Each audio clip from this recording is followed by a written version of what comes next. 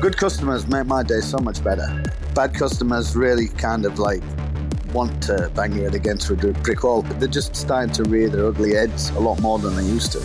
I mean, back in the day at S, if somebody had a problem, they'd say something there and then. You wouldn't have to read about it on social media. Today on Dirty Linen, we are talking to chef and restaurateur Donovan Cooke. Donovan has Ryne restaurant in North Fitzroy, and I'm going to start by hopefully not embarrassing you, Donovan, but I've got your book in front of me with a foreword by Marco Pierre White, and I'm just going to read out a few of Marco's quotes. He calls you a gifted craftsman, one of the hardest working chefs he's ever come across. That says that you have a gritty determination to create incredible, sublime food. You're a master classicist, and the foundation of your dishes frequently shows a passion for classic French cuisine. He also says that you can absorb immense pressure, consistently delivering a standard of excellence, even on very many nights of very little sleep. Exhaustion is an essential part of the job. And he reckons you were an integral part to him getting 3 stars at Harvey before you moved on to the Hyde Park Hotel. So, Donovan, welcome to Dirty Linen. There's a little bit of a rave for you to start off. Thank you very much. Seems like a million years ago, that. I bet it does. I mean, what about that time in your career still seems relevant today? Or, what have you brought with you on that long journey? I think what I was taught back in those days was, respect for the product, respect for the people around you, and the fact when people come to a restaurant, they're spending money, so we have to respect them as well. Without them, we can't have restaurants. So what I learned from them was, trying to produce excellence from Marco, and with the wise advice I took before I went to Marco from Michelin, it kind of stood me in good stead. I mean, when I worked for Marco, I was only 23, so I was a little bit hot-headed myself in them days, to be honest. Well, it was a different time, wasn't it? I think, kitchen culture. I mean, give us a bit of an insight into what it was like in those kitchens. Basically, we'd be closed on a Sunday. That was at Harvey's. So basically, Monday morning, you'd be heading on into work around 7 in the morning. There'd be 5 of us in the kitchen, and basically the food would be delivered at 7 in the morning, and we'd have to prep it for lunch. So basically what my role was then, I started as a chef de partie at Harvey's, and then after 2 weeks he made me head chef because he sacked the head chef. So I got a little bit of a quick promotion to the top. But what was it like in them days? I'd have to wait for the fish to come in, I'd have to fillet the fish, then I'd have to make the fish stock to make the fish sauces. And the same thing would apply for all the meat and that as well. Like, say for instance, the pig trotters come in, you bone the pig trotters out, you braise the pig trotters, you stuff the pig trotters, you roll the trotters, and then you're ready for lunch. So everything was done, every single service. If you sold some trotters at lunch, you'd have to pre-order, you'd order some more, and you'd have to do them again in the afternoon. That's pretty amazing. I mean, for people who might not know how special that is, how different, do some kitchens operate today? Yeah, I mean, the thing is back in them days, everybody, there was like a waiting list to get into the kitchen, you know what I mean? I got in, I was fortunate enough to get in, but if I was to go, there was about another 15 to 20 people ready to step into my shoes. So I had to try my best every single day, no matter how tired I was, because somebody else wanted my job. And what was it that kept you going? Like what motivated you to want to stay in that tough environment? I always, I wasn't that good at school, but I found something that I was good at, and I wanted to do the best I possibly could. And it was, looking at my boss, Marco Pierre White, who was only 5 years older than me, have 2-star Michelin. It was like he was an inspiration to us all. If he could do it from a working class upbringing like me, then why can't I do it? So I wanted to be like him, in a nutshell. And, I mean, backtracking a little bit, you worked previously to Harvey's at Waterside Inn with the Roux brothers. Yep. Another, absolutely legendary, game-changing, career-defining restaurant for so many chefs. What was that like? A lot of people say to me, was it like at the Waterside? Was it harder at Marco's? Was it harder at Marco's? In some respects, but realistically, Mr. Roux was probably the hardest taskmaster there ever was, because he was all about perfection, and I went there pretty cocky, thought I was God's gift to everything at the time, and I said I want to go on the meat, and he goes, all right, what we'll do is we'll put you on the butchery first. And I said, well, I don't want to do the butchery, I want to cook the meat. And he goes, well, you don't cook the meat here until you learn how to butcher it. So I learned how to do all my butchery skills, whole animals, game season, you name it. And again, I learned that there. And then next I wanted to go and cook fish, but before I could cook fish, I had to learn how to fillet the fish. So you was grounded there, and we all had to do staff meal. We all had to vacate the kitchen at a certain time. Nobody worked through, and the kitchen was scrubbed 3 times a day. The stove was scrubbed with emery cloth, and all the brass was brassoed every day, every service. And yeah, it was like being in the army, to be honest. And I mean, let's fast forward to now. Well, tell us about Ryne. You know, what's the restaurant like? What have you had to, I guess, shrug off or let go from those periods, and what have you been able to carry through?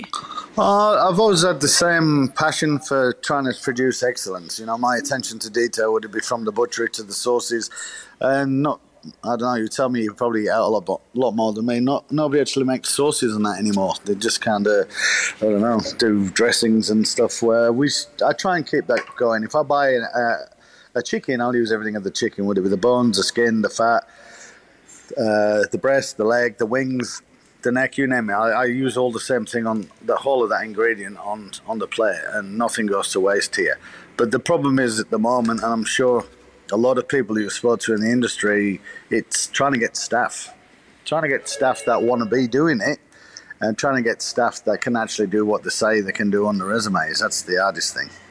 Yeah, well, I mean, what do you put that down to? Is it, a different sort of training? I mean, restaurants just aren't set up where you can send someone over to the butchery section to start breaking down animals. That's not as usual in restaurants. Yeah, I agree. I mean, I break out all the animals here myself. Would it be ducks? Would it be chickens? Would it be whole fish? Would it be marrons, langoustines, whatever? We all buy it as a whole piece and we break it down. But the thing is that people kind of are now focusing more on how much money they're going to get rather than what they can do. I mean, I've had people here who've come through apps as well as pastry chefs and can't make soufflés, even though my recipes are, set in stone for 20 years, and all of a sudden there's a problem with the recipe, not the fact that they've weighed out too much sugar and not enough egg whites, and all of a sudden they can't whip the egg whites because there ain't none, and then start demanding $50, $60 an hour. It's pretty challenging. I suppose one of the things about those skills is you have to value them. Like I suppose people have to value them as chefs as part of, a repertoire of skills that you build up over time. But customers also have to value the time that it goes into creating some of the dishes. And, I'm looking at the Ryne menu now, and there are some dishes that you can order or you have to order in advance. So, for example, slow-cooked pigeon or fillet of beef Wellington, and, particularly those pig's trotters a la Pierre Kaufman, and a pigeon dish. I mean, these are dishes that take time, that take very specific skills, and they have to be valued, not only by the restaurant but also by the diner in terms of what they're prepared to pay for them. I mean, how do you sort of balance out all those different considerations, in the current climate? Yeah, well, the thing is, that's why I don't. Back in the day, when I had Test and Ondine, I used to have pigeon trotters on the menu, and I'd be charging $60 for them back then. That's when the pigeons were costing me $9 each, regardless of the manpower and all the rest of it. Now a pigeon costs me $27 to $30 a piece. So the only reason I can use them is people that have dined in some of my previous restaurants or dined overseas.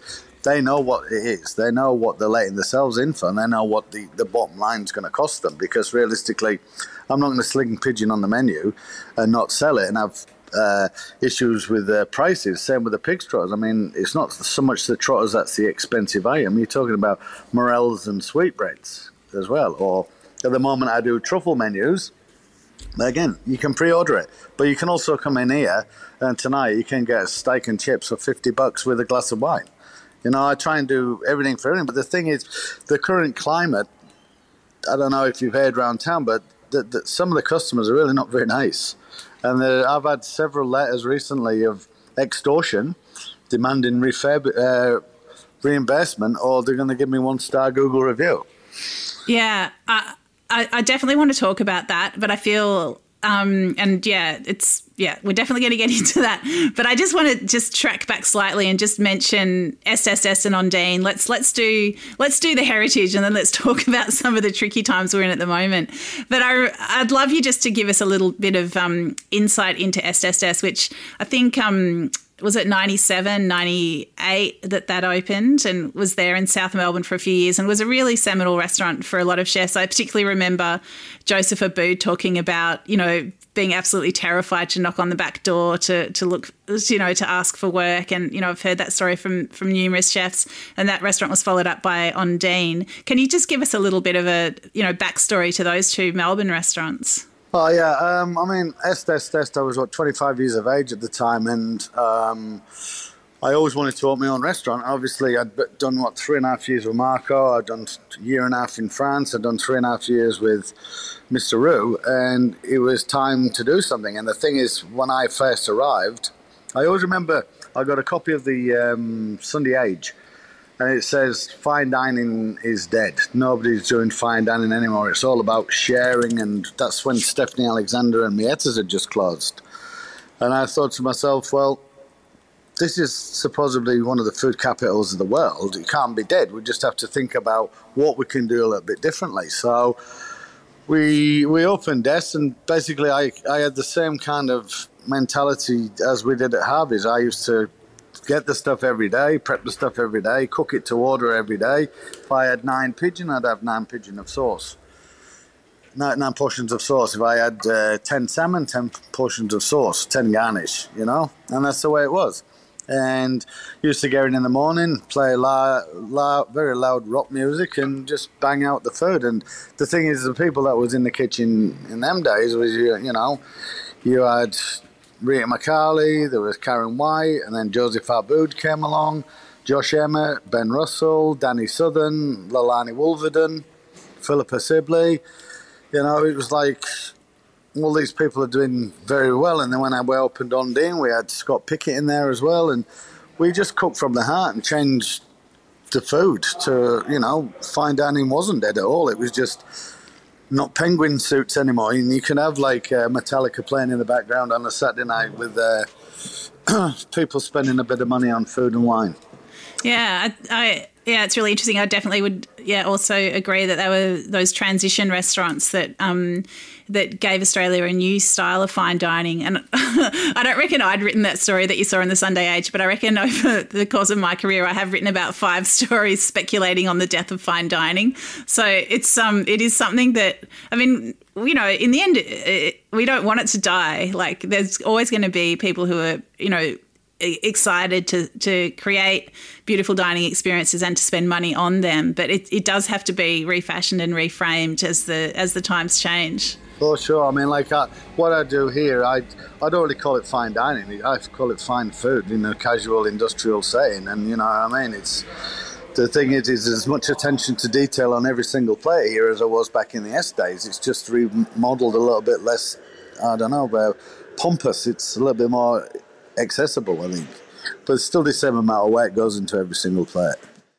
All right, Donovan, tell us about what's been happening recently with these people that have been making life pretty difficult for you. I think it's me and many others.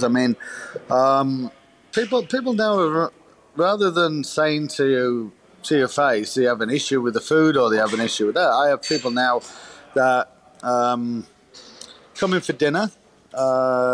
They'll eat, they'll leave, and then the day later they send me an email saying reimburse me or face the consequences. I had one table of 8. This was the day before the George Calombaris collaboration. They came in, 8 of them. Only 7 was eating, but they all shared anyway. And then the BYO'd a cake, and I charged them cakeage of $5, which is normal format in every restaurant in Melbourne or even in Australia, and they said reimburse us $45 or face the consequences. And the consequences were 8 one-star reviews every day for 6 weeks. So hang on a minute. Did they specifically object to the cakeage? Not on the night, no. Okay, but that's what their grounds for this asking for a refund. They were asking for a refund of the cakeage. Yes. Wow. Okay, that is so weird. Because, yeah, as you say, it's pretty normal for restaurants to charge a fee if someone brings their own cake. You know, dessert is obviously something that a restaurant sells. So if a customer brings their own, that's income that, you know, the restaurant doesn't receive. So it's a pretty nominal charge. So, I mean, what did you do? So basically I said, well, you're not going to get your $45 back because you all ate the cake off my cutlery and crockery, and away you went. And they said, well, we had 1 glass of sparkling mineral water, we didn't order that, and we're not paying for that either, so give us the $5 back. So I just said, like, listen, I'm not interested. Well, that was it. So when it started, then it was like 8 reviews on Google. They just changed the name slightly, but it was the same copy-paste review, and it was like saying how much of a rip-off this place is. Don't go there. Don't trust Donovan Cooke. He can't cook. La, la, la, la, la. And this went on for a week. I got in touch with my lawyer, and the lawyer said, well, I can write a letter, but there's not a lot we can do. You've got to go to Google. So I went to Google. Google said they can't really do anything about it. Then I rang the police. The police said they can't do anything about it, even though it's defamation of character. So this went on every day for 6 weeks. So I went from 4.9 stars in Google to 3.2. And, I mean, how important is that Google ranking? Do you know what? For me, I don't really care. The problem is people that come into the city from other cities or overseas look at that as a tool to find somewhere to eat, yeah? And if all it is negativity, then every review is negative. It doesn't paint a very good picture, you know what I mean? And then what other people do, they read it, and I had a couple of tables come in last week.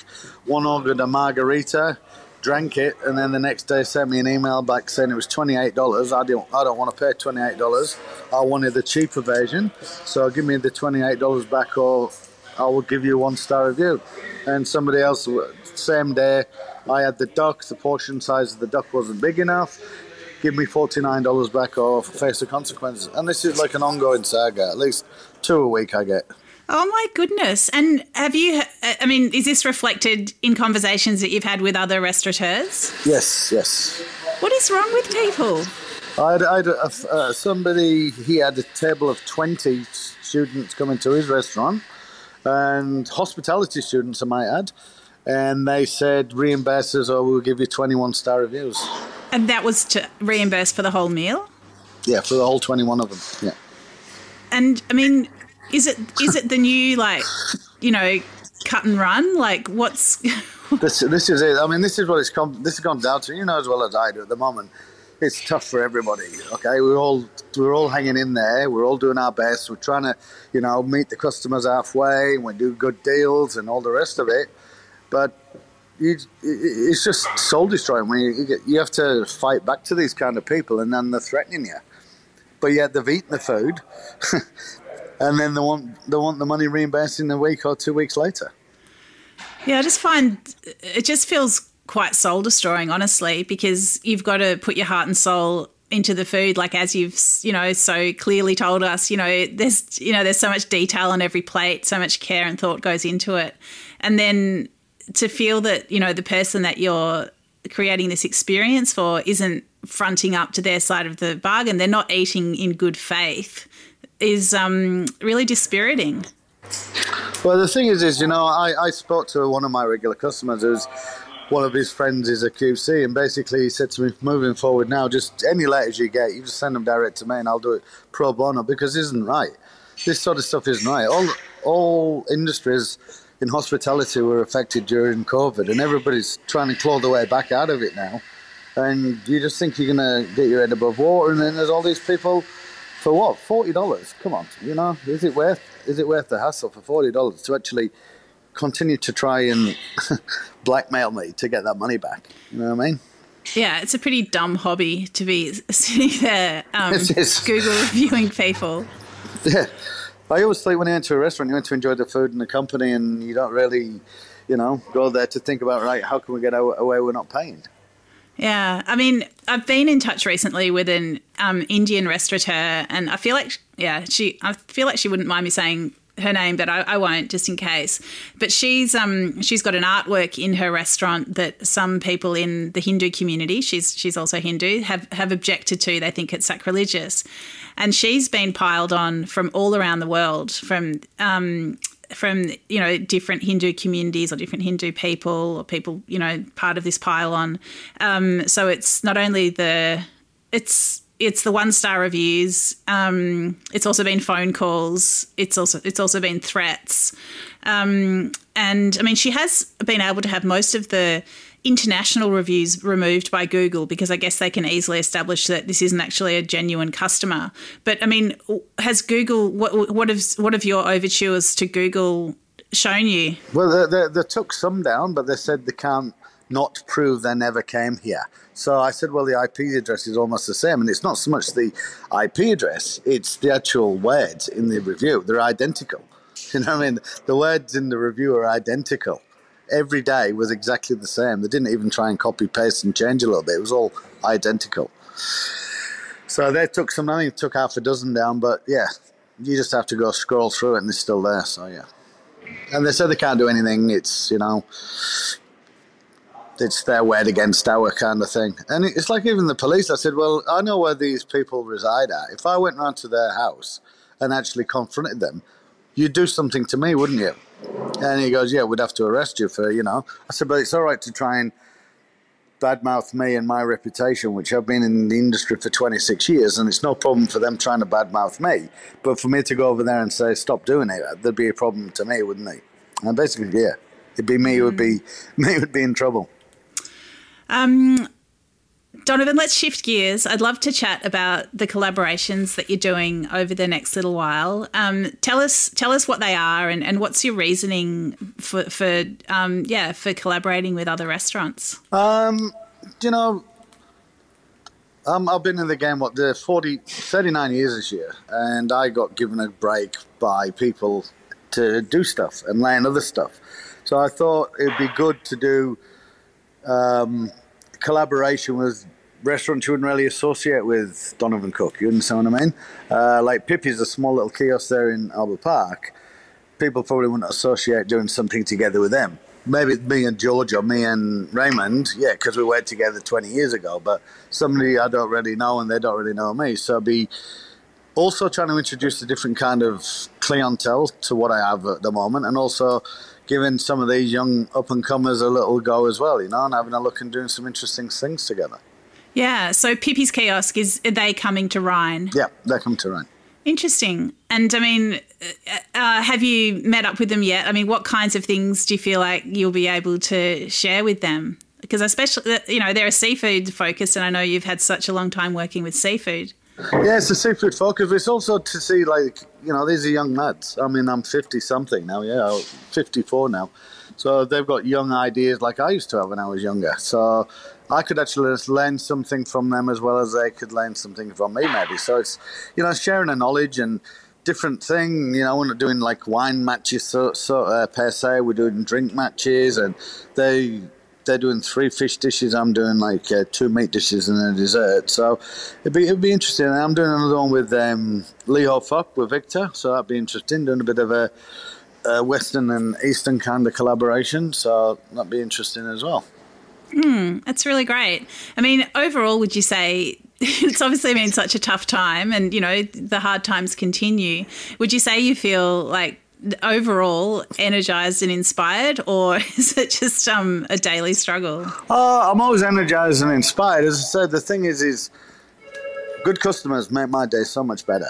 Bad customers really kind of want to bang your head against a brick wall, and it's only 1 or 2 or 3. It's not like it all the time, but they're just starting to rear their ugly heads a lot more than they used to. I mean, back in the day at S, if somebody had a problem, they'd say something there and then. You wouldn't have to read about it on social media. I mean, there's enough social media going out at the moment. It's a lot easier to write something bad about you on social media than it is to tell it to your face, I'm sure. Yeah. So if you ever see Joseph Aboud, ask him if he'll never forget to check the oven. I can tell you that much. One thing you learn at Esther. What happened with Joseph in the oven?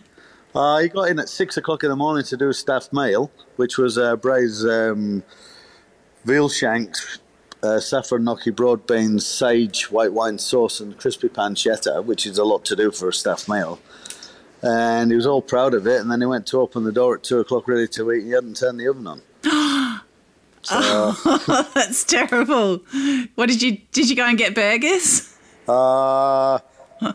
Yeah, we rustled somewhere. Let's just say it was a little bit intense for a while there until he figured it out. But yeah, he never ever forgot again. I can tell you that. He'll never forget the oven. Donovan, I cannot think of a better place to leave it. That is a beautiful anecdote. Thank you so much for sharing with us today on Dirty Linen. It's great to hear stories from back in the day, but also to hear about how things are going for you now. Thanks so much for being on Dirty Linen. Thank you very much. This is Dirty Linen, and I'm Dani Valent. We air the issues that the hospitality industry finds hard to talk about, hearing from different people with unique perspectives. We want to hear from you as well. If you have something that needs to be said about a topic, get in touch so we can include your perspective. Contact us at dirtyLinen@deepintheweeds.com.au or hit us up on Insta at Dirty Linen Podcast. We can't wait to hear from you. This